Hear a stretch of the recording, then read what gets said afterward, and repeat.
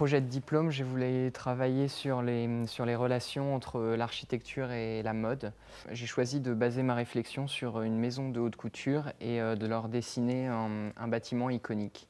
J'ai choisi d'implanter ce projet à Londres, qui est l'une des capitales de la mode. Viktor & Rolf est une maison de haute couture hollandaise qui a été fondée en 1993, donc qui est assez jeune et qui en fait n'a pas encore de vraie vitrine architecturale.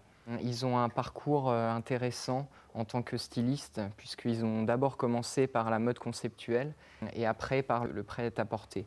Donc c'est le parcours inverse du styliste classique. Et ils sont connus parce qu'ils cherchent toujours à réinterpréter les codes classiques de la mode. Donc soit la manière de faire un vêtement, de fabriquer le vêtement, soit la manière de le représenter, de le mettre en scène. On le ressent dans la scénographie de leur défilé. Alors, dans ce bâtiment, on va retrouver des espaces de travail qui regroupent des ateliers de couture, des bureaux, un espace d'événementiel, un café et une boutique.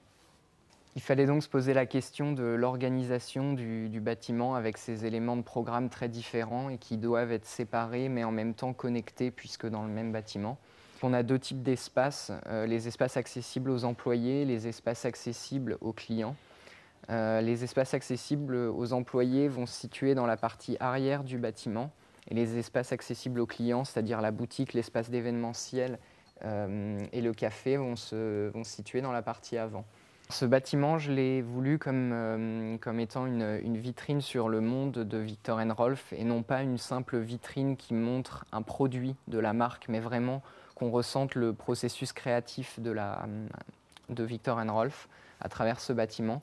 Et donc on a une boutique qui se déroule comme un ruban qui se déplie en façade et qui dessine un parcours qui va de l'espace d'événementiel qui se trouve au sous-sol et qui monte à travers 5 niveaux et qui arrive à un café avec une terrasse et des vues sur la ville.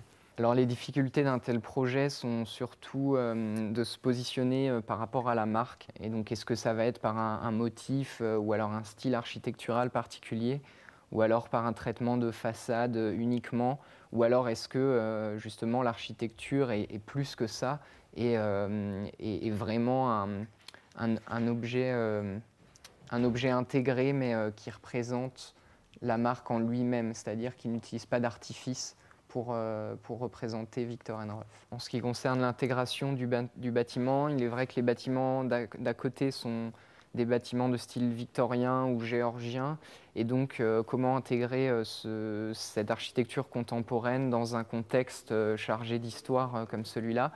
Donc la solution que je propose, c'est de venir rattraper les niveaux existants. Donc on sent une continuité urbaine dans la rue. On vient aussi rattraper le niveau des toits existants. Alors dans le dessin de l'intérieur du bâtiment, l'idée est d'avoir un espace très fluide en partie avant, donc pour la boutique, et d'avoir des espaces à l'arrière, donc des espaces de travail très bruts, donc avec des matériaux très bruts, tout en acier, la structure apparente, et comme un squelette un petit peu qui n'est pas fini pour stimuler la création. Et dans la partie avant, d'avoir une sorte de peau blanche, douce, finie, qui recouvre ce squelette en acier, et pour avoir une fluidité et une continuité dans l'espace.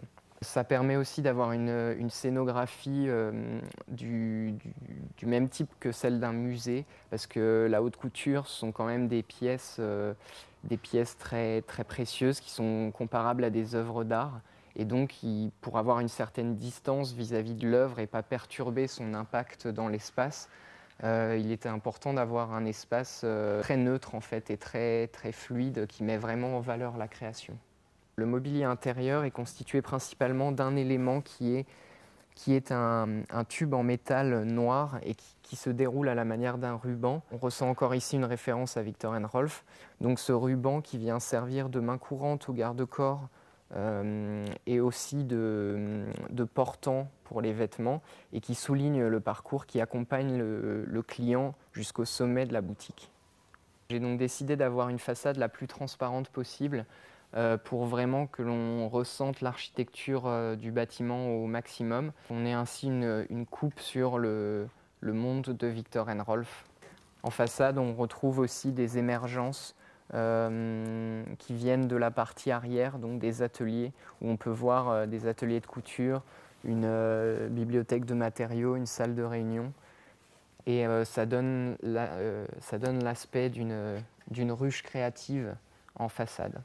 Pour la façade arrière, il fallait quand même préserver l'aspect secret un petit peu de la haute couture.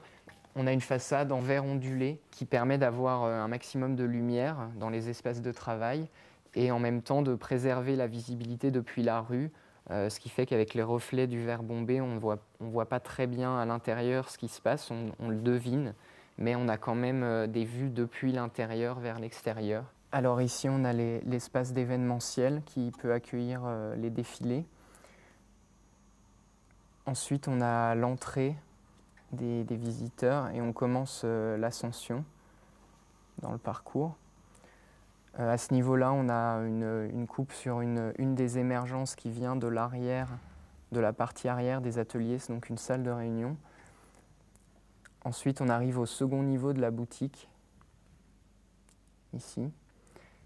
À ce niveau-là, on a encore une émergence qui est reliée à l'arrière, donc l'étage est traversant. Et ici, on arrive au dernier niveau de la boutique, qui est l'espace haute couture, où les robes de haute couture sont présentées. Et on a un escalier qui monte au café, qui est au dernier niveau. Et après, on peut voir la terrasse. Alors oui, 4 années d'architecture à l'INSA, où c'est vrai, on travaille beaucoup, on a beaucoup appris, on a beaucoup découvert. Et c'est quand même une bonne ouverture d'esprit. L'école nous invite à partir à l'étranger pour des stages ou pour des séjours. Et c'est vrai que c'est très bénéfique à une culture architecturale d'aller voir à l'international ce qui se passe dans les autres écoles aussi, les différentes manifestations, les expositions, les visites. C'est vrai que tout ça nous a apporté beaucoup. À l'INSA, on essaye d'expérimenter tous les outils artistiques, c'est-à-dire l'art plastique, donc le dessin à la main, la peinture, la sculpture, la photographie. On fait beaucoup de maquettes, c'est très important de faire des maquettes d'études, de travailler avec ses mains, vraiment d'apprendre à créer avec ses mains. Mais après, on retrouve aussi une dimension importante dans l'outil informatique qui est utile pour finaliser le travail.